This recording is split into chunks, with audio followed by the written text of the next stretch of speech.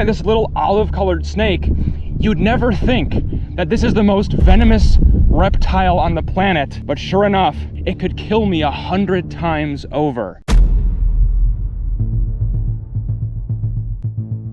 Deep in the Australian outback, a boring-looking brown snake emerges from the dry, cracked soil. Its forked tongue licks the air, detecting scents on the breeze. You wouldn't know by looking at it, but this snake is packing a toxic secret. If I was a taipan, I'd definitely be basking in this. Hidden in the plains of Central Australia is a mystery of epic proportions. How is it that the most desolate environment on Earth has given rise to the world's most venomous reptile? Why do they need such a potent venom when there's literally nothing out there? And why is it that despite being the most dangerous snakebite in the world, few people have ever even heard of the inland taipan? I'm Spencer Hoffman, a biologist and filmmaker from North Carolina, and I'm heading all the way to Australia to find out if this unassuming brown snake truly is the bite to worry about, or if its reputation is little more than unbased fear. This journey will put all of my knowledge and skills to the test as I search for a snake that very few have ever encountered in the wild. So the sun is setting, which means theoretically snakes will be coming out. So we're heading out. We're gonna see if anything turns up. Weather's great, so it does look good. The snake we're after is the inland taipan. It gets its name from the Aboriginal word for snake, and this is fitting for the king of venomous Australian reptiles. The taipan is the most venomous snake on Earth. But jumping into the deep end first thing is a recipe for disaster. I need to get my feet wet with Australian venomous snakes, so one of my guides is taking us out on a training run for one of the more common species in the area, the king brown. Is it alive? Yeah, it's alive. Wow. First mulga. That's a real snake. It's a lot bigger up close than it looked from the car. Yeah, it's like, this is small as for a mulga. Yeah. Have a look at this. My first proper Australian elapid. We're out here in the center of the country, the outback, cruising roads, and once that darkness hits, that road is still warm. So these venomous snakes are coming out onto it, heating up for the night to hunt for prey. And this is a young mulga snake, king brown. He's not happy. You can hear him. He's hissing at me.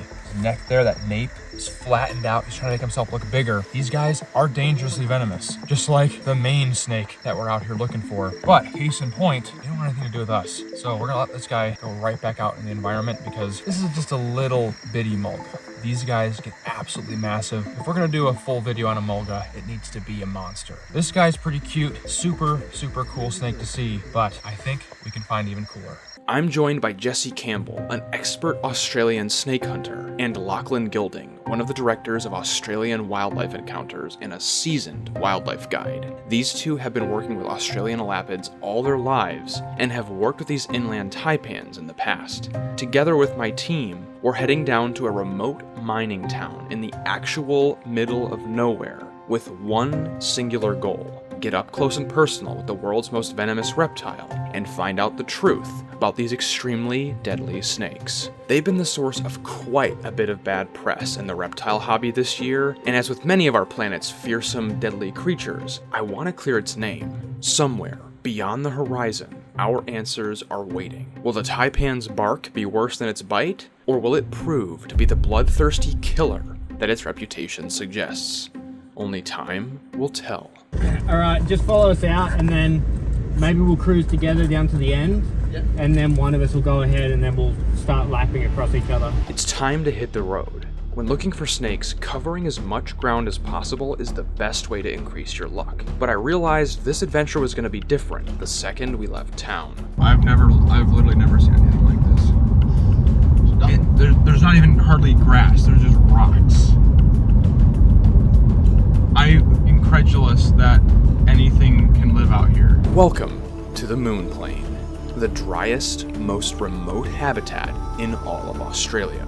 This is our home for the next 3 days. We've got 2 cars, and we're looping this 30-mile stretch of road through this dry, desolate place, watching for the slightest glimpse of an incredibly rare reptile. There is quite literally nothing but rocks, dirt, and theoretically taipans for miles. The only reason there's civilization at all out here is the precious stones that lurk beneath the sea of dirt. Otherwise, we might not even know these snakes exist. Somewhere in this open expanse of nothing is our very elusive snake. What's funny is this barren habitat is exactly why the taipan is so venomous. I mean, you can see it for yourself. There's not much out here. And that means these snakes don't get the opportunity to feed very often. If they see prey, they need to make sure they can subdue it and kill it fast, which has helped them to evolve the most potent reptile venom on the planet. We measure toxicity of venom in terms of lethal doses, where basically the smaller the lethal dose, the more powerful venom. So take the copperhead, for example. Back home in the US, they're widely considered to be one of the most common and most dangerous snakes, but their LD50 score only clocks in at a 10. If we move higher up in danger, among the most dangerous snakes in the US are the rattlesnakes, and most species clock in at a score of around 2, or 5 times as toxic as the copperhead. But the inland taipan has the lowest LD50 score of any reptile on the planet, with a median lethal dose of 0.025, or almost 100 times as toxic as the rattlesnake. These guys are no joke. But here's the crazy thing. Unless you're really into snakes, or happen to be from Australia, before watching this video, you probably have never heard of the inland taipan. And the reason being is basically no one's ever been bitten by them in the wild. And to this day, despite how toxic they are, the inland taipan has never actually killed anyone. And the question I'm trying to answer is, why?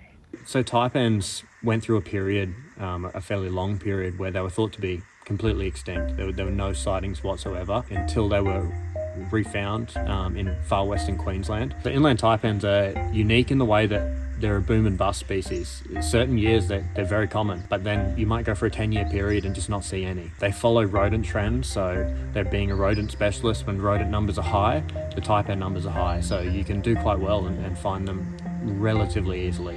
But that is rarely the case. You know, usually those rodent numbers are dipping quite low, and when that's the case, you can spend weeks looking for them every day and have no luck whatsoever. Daylight faded into night without so much as a glimpse of a taipan. These snakes are mostly active during the day, so our chances of seeing one tonight disappeared with the sun. But when the darkness fell, you could really see how life exists in such a barren wasteland. The cracks hide more than just taipans. Smaller snakes and geckos come out onto the road, showing us that yes, there are indeed things that call the moon plane home. This first night also showed us something else, how the rat population was doing. To increase our chances of a taipan, we wanted to see hordes of long-haired rats crossing the road tonight, and we saw 0 mammal movement at all. We have 2 more days to hunt for one of the rarest snakes in Australia, and it just got much, much harder. In the transition from spring to summer in the southern hemisphere, even the driest deserts of the outback are getting rain. This time of year, you actually have the chance of a taipan being flushed out by the seasonal rains. Today's rain is probably the best thing we could have gotten on this taipan hunt. It's a little cold and wet right now, but the sun's supposed to come out later. In the meantime, Lockie's taken us out to look for some of the other really unusual and rare reptiles that call this part of the country home. If you know how to look, life is surprisingly plentiful in the moon plane, and so is danger. But danger comes in a different form for the things that live out here, and sometimes these highway deaths create accidental tragedies. Grass is sort of her head poking out. What can we do? Take it to a carrot, get it out. Okay. And then just try and just hold onto it tight. Aww. And then we'll just get it wrapped. Okay. This particular Joey's too young at the moment. She wouldn't survive out here. The habitat's much too harsh for them at this age. So they need special care.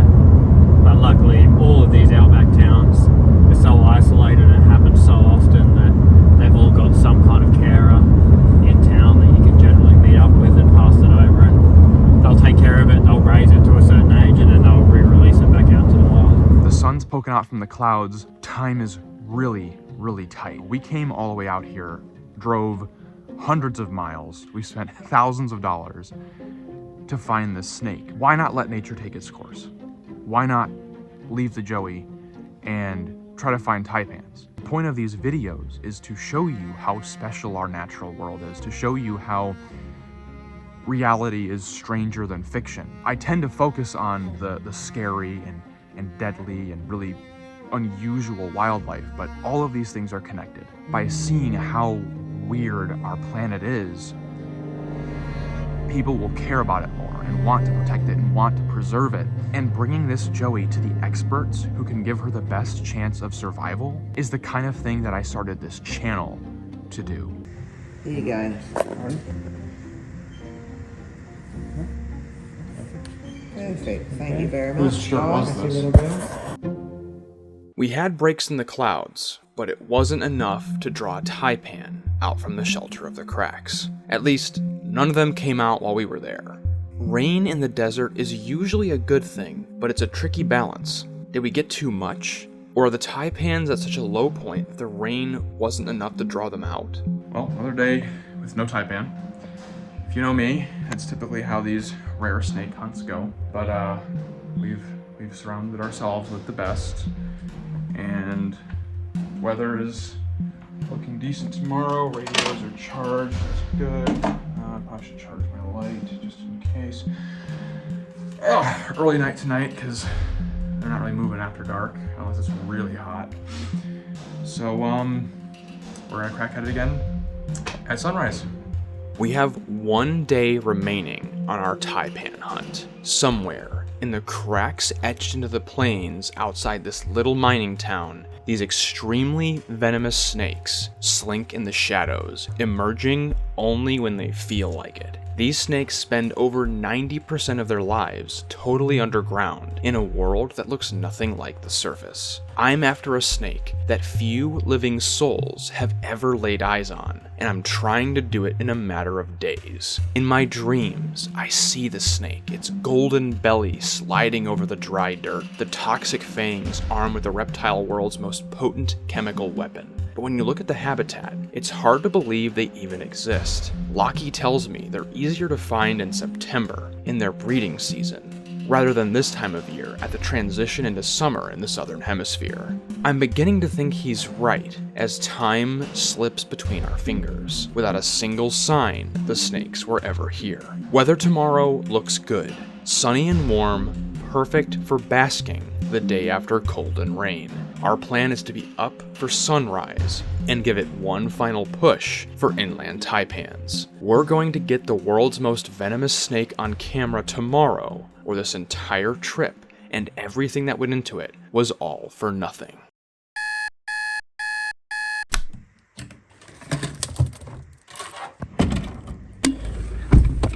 This is it, our last stretch of hours to find this snake. There are some really major storms about to push through this area, and during and after them, it's gonna be extremely unproductive for anything.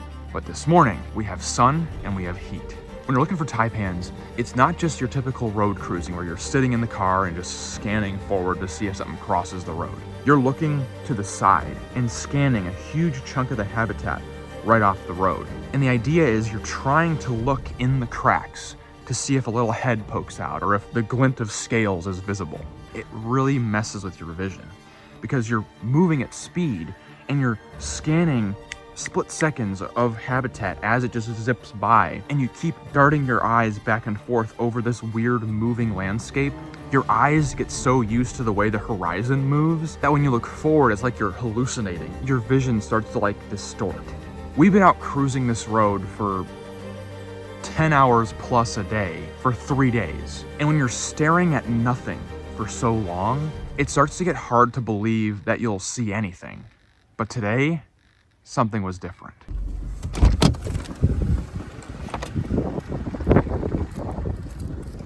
Oh, you kidding. Look at that. There's another shed next to it. An older one. Can you leave that? Look at that. Oh. It's fresh. This means they're here. We missed this snake by all of 5 minutes. But it means that they're here and we timed it right. They're moving right now. We doubled our search, slowing the pace of our cars, doubling the intensity of our focus. We're sitting on the car's roof, using the extra height as a better angle of view to see into the cracks as we pass them. All we need is a glint of scales or the silhouette of a head to poke out, and our mission is a success. Miles down the road, Jesse's team caught movement off the side of the road. We have a taipan. Jesse's got one, Jesse's got one, Jesse's got one. You're kidding, bro. Oh my god. Look at it. Bro. Oh. They wasted no time calling us. We sped over. I'm in total disbelief. With each passing second, my heart is racing. I am about to be face to face with the most venomous snake in the entire world. I don't know if it's ever truly possible to be fully ready for that, but I'll do my best. And together, we will see the truth about this incredible snake.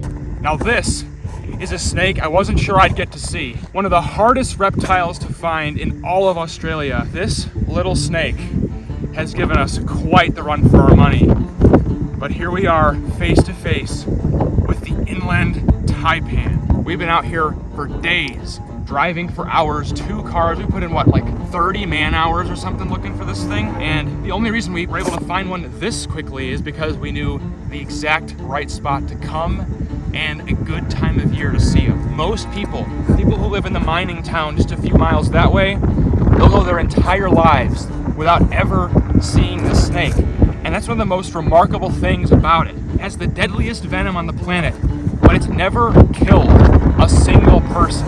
Australians call it the fierce snake, but it's not because of temperament. You can see right here that this is not an aggressive snake. It's cool, calculated, and patient. The fierce snake gets its name from its venom, the most potent of any reptile in the world. This snake doesn't look like much. It's like a little brown, yellow-bellied snake. You might think, I mean, these look not totally dissimilar to some of the racer snakes we have back in the US, which are totally harmless. And it's really easy to get complacent with a snake like this, but that's the last thing you want to do. Even a juvenile is a very dangerous elapid. You can see as we're just kind of moving, he reacts to it. Super aware snakes, and super calculated. You have to be calculated to survive out here. This habitat is not for the faint of heart. I've got to watch my every move. With any venomous animal, complacency kills, but this one is especially dangerous. Inland taipans have never killed anyone in the wild, but there's always room for a first. We're over an hour's drive from town, and hours still from the nearest hospitals that would actually be able to treat a snake bite of this scale. If I make a mistake, if the snake decides to lunge at me and I don't read it soon enough, I am as good as dead out here. When you look into the dark, cold eyes of the taipan, it's no exaggeration to say you are looking at the face of death. Watch the way this snake strikes. Rattlesnakes back home are all about power and speed over precision, but the taipan has lethal accuracy. In such an arid place, their powerful venom helps to make sure prey dies fast, but they need to also make sure they don't miss. These elapids are incredibly intelligent compared to other snakes, and you can just see it in their aim. What I love about these snakes is the fact that they are so incredibly venomous, which is the thing that most people hate them for. They hate that these creatures have such a potent toxin to their name, but as I said, this has never killed a person. That toxic venom is not to kill us, it's to kill its prey. This is a dry wasteland of a habitat, so they need to be able to end their prey's lives as fast as possible. Out here, if one of the long-haired rats or mice or something that they're hunting is able to fight back, that could mean the end of this snake's life. Just imagine that.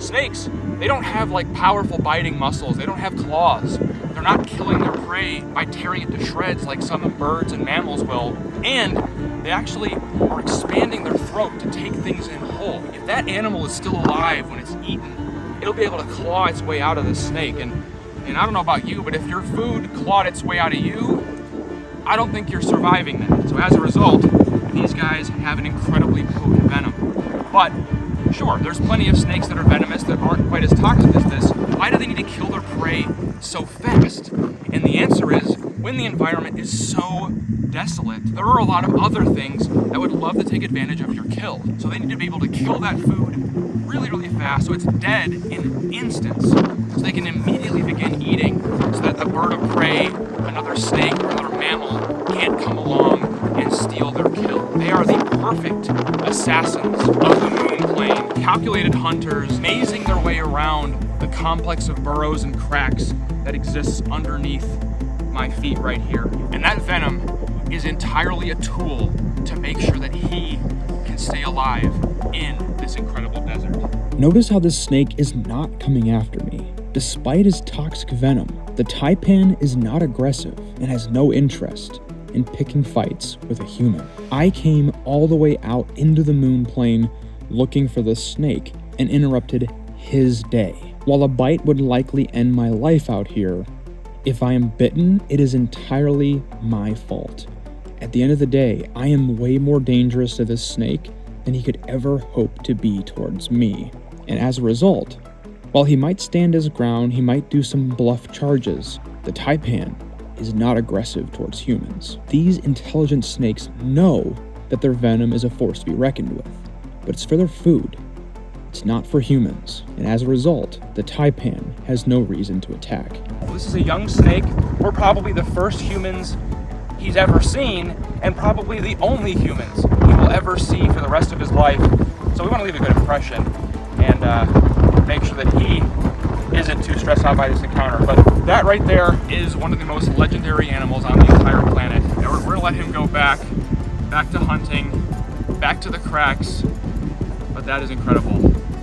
Inland taipan here in Australia. You just don't get to see these. The moon plains of the remote outback have to be one of the strangest places I've ever visited. For a place that looks so devoid of life, the things that do exist here are among the most incredible in the world. For the inland taipan, this wasteland has driven it to evolve one of the most powerful toxins produced by any vertebrate, and it just exists out here, slinking from crack to crack, hundreds of miles from any major civilization. I can only wonder what this snake thought of this interaction. What's going on behind those deep, dark eyes? And as it disappeared down a hole, I realized it's entirely possible that this snake will never see another human for the rest of its life. Even in the most extreme environments, life finds a way. And for the unique creatures that these unique habitats give rise to, life goes on. The inland taipan just scratches the surface of the secrets that hide within Australian wilderness, and they are about to get even weirder and even deadlier. In areas that are isolated from the rest of the world, you can find some very special life forms. If you want to see another creature that's been pushed to the extreme due to the unique habitat it calls home, check out this video right here. Hope to see you there, but until next time, don't forget to get outside and find your own adventure.